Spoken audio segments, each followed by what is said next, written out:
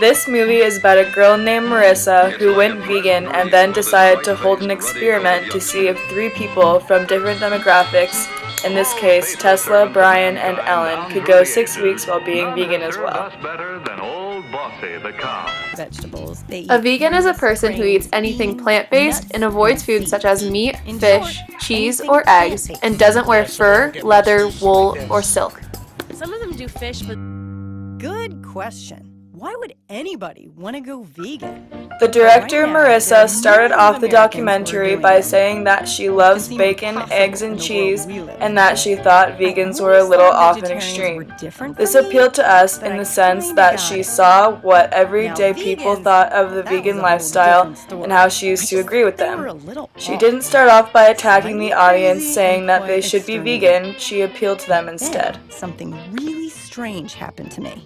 I became one of them. Time to play Is It Vegan? We related to Tesla the most since she is a college student in Queens. Her family is meat-oriented due to her Peruvian and Honduran background, so going vegan was going to be a challenge for her. Brian, on the other hand, is a 27-year-old bachelor from Manhattan whose idea of cutting away from meat was trying to eat more chicken. And finally, Ellen was a working single mother who didn't think she had enough time to live a vegan lifestyle. Yeah, it's not. It is. Instead of cow's milk, you do soy or rice milk. That was a trick question. That was a trick question. What do you think of this? Please, little bee. Yes! Dunkin' Hanks, baby. Ow! My Oreo cookies. I'm very Give it up. excited We now. can stay fat. I know, I can stay fat. The most effective rhetoric device used in this documentary was pathos. Marissa showed the inhumane practices and conditions these farms used on animals. It's a heart-wrenching scene. Animals are treated like machines. 340% more milk is produced by a single cow in one day than she would have produced in 1950. Steers are castrated with no anesthesia. Female animals are forced to give birth and then their baby is taken away and she is milked for humans' benefit instead. Birds are put through a sorting process where males are grinded to death and genetically modified females grow up to have such big breasts that they can't even stand. Babies are taken away from her. The babies. Seeing a mother being stripped of her children is heartbreaking for anyone. It's one of the most inhumane things a person could do, and we do it to these animals every day. We force them to become pregnant, then take their children at a moment's notice. Watching this clip made me more angry than ever, and something needed to be changed. Useless because he won't lay eggs and he won't produce enough meat.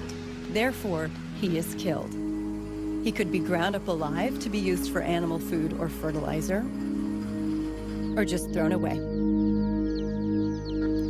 This use of pathos resonated with me the most because I never really thought about what kind of torture the food I was consuming was going through.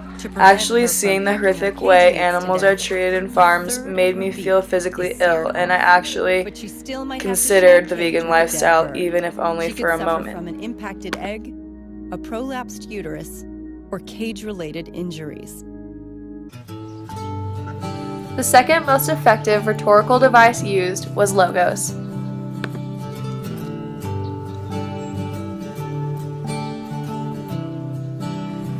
Is that as the unrefined plant We can foods see increase that in heart volume, disease and the diet cancer of a particular decrease as population, unrefined to plant that foods extent, increase in heart volume disease for and each cancer go down and population. almost disappear as that goes up. 26% Vegans have a 26% lower chance of dying from heart disease than a regular That's person. because they avoid meat and if current trends continue. By 2048, all of the ocean species will be in collapse. The UN Food and Agricultural Organization said that livestock contributes to global warming more than the transportation sector. Changing from a standard to vegan diet for 1 year would reduce your CO2 emissions more than switching to a hybrid car. 50 miles long and sanctuary. The use of logos in this documentary was effective, but not enough for us to seriously consider the vegan lifestyle. The facts were valid, but didn't motivate us the way pathos did.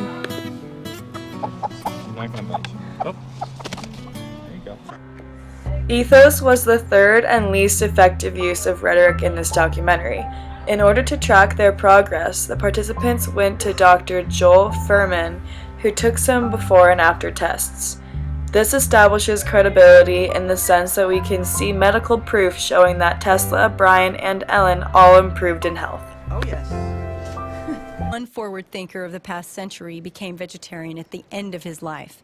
He is quoted as having said, "Nothing will benefit human health and increase chances for survival of life on Earth as much as the evolution to a vegetarian diet." Including this quote by Albert Einstein establishes credibility due to Einstein being such an intelligent, iconic scientist. Overall, ethos had little effect on our thoughts about going vegan due to pathos and logos being more impactful.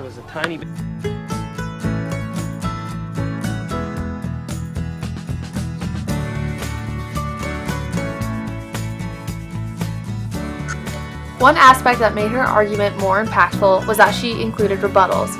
Some people say religion encourages people to eat meat because God put animals on this earth. However, she rebuttals by saying that in Genesis 1, people had a vegetarian diet. She says that obviously some people need food to survive and they will not be condemned, but most people should practice a vegetarian diet.